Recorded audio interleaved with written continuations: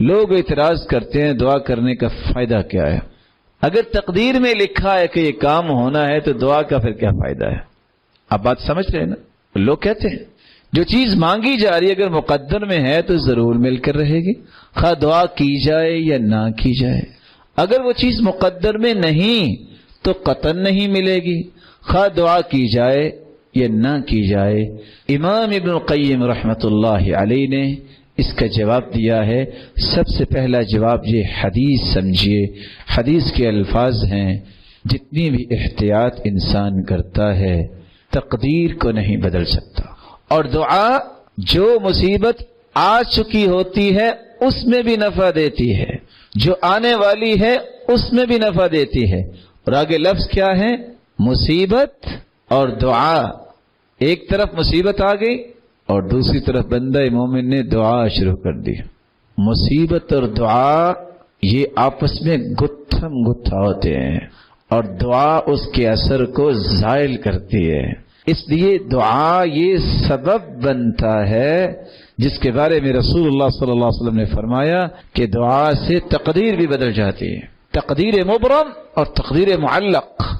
ایسی تقدیر جس میں چینجنگ نہیں ہو سکتی، انسان کی موت اور زندگی کا فیصلہ، اور ایسی تقدیر جو عمل سے چینج ہو سکتی ہے، ان میں سب سے بہترین عمل دعا ہے۔ اس لیے دعا کو چھوڑنا اور یہ بہانہ بنانا جو لکھا ہے وہی ملے گا، یہ بہانہ درست نہیں۔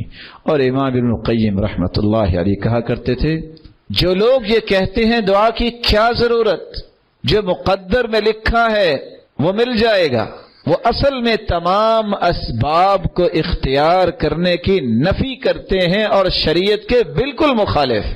حدیث کہتی ہے اعملوا، عمل کرو، فَكُلٌّ مُيَسَّرٌ لِمَا خُلِقَ لَهُ، ہر ایک کے لیے وہی چیز آسان کر دی جائے گی جس کے لیے اس نے کوشش کی ہے، اللہ نے جس کے لیے اسے پیدا کیا ہے۔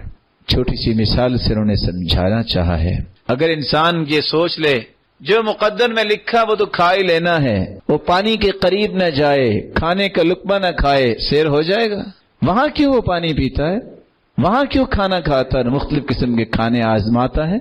اور اگر کوئی شخص کہے مقدر میں لکھا ہوا تو اولاد مل جائے گی اور شادی بھی نہ کروائے، مل ہی جائے گی نا، تقدیر کا مسئلہ ہے۔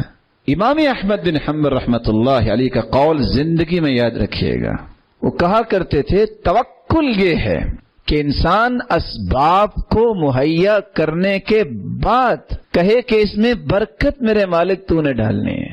اظہار العجز والاعتماد علی المتوکل علیہ، اپنی عاجزی کا اظہار کرنا اور توکل اللہ پہ کرنا۔ اور ساتھ یہ کہا کرتے تھے جو شخص اسباب کی طرف نہیں جاتا توکل کرتا ہے، یہ توکل نہیں تواکل ہے، اور یہ جاہلوں کا کام ہے۔ یہ حدیث سب سے پہلے تو صحابہ نے سمجھی نا۔ کسی ایک صحابی کی بات بتائیے جنہوں نے گھر کی چٹھی لگائی تھی کھانا آ ہی جائے گا، اور جب تک زندہ رہے وہ کھاتے رہے اور ان کو بھوک نہیں لگی کیونکہ مقدر میں لکھا تھا۔ اور عقل مندی کی بات یہ ہے کہ جب بھی کوئی غلطی کوتاہی ہوتی ہے تو پھر کہتے ہیں تقدیر میں لکھا تھا۔ جب کوئی اچھا کام ہو کہتے ہیں دیکھے میرے کارنامے، اچھا یہ تقدیر میں نہیں تھا۔ اور امام ابن القیم رحمۃ اللہ علیہ کہا کرتے تھے کام ہونے سے پہلے تدبیر غالب ہوتی ہے، کام جب ہو جائے تو پھر تقدیر غالب ہوتی ہے۔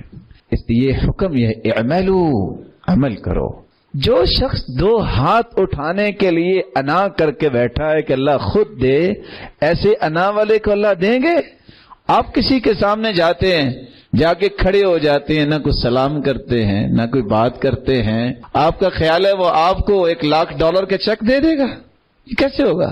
آپ اس کو کہیں گے کہ یہ مسئلہ ہے تو سوچنے پہ مجبور ہوگا کیونکہ وہ انسان ہے۔ رب تعالیٰ نے تو کسی سے مشورہ نہیں کرنا، نہ اس کے خزانے ختم ہونے والے ہیں۔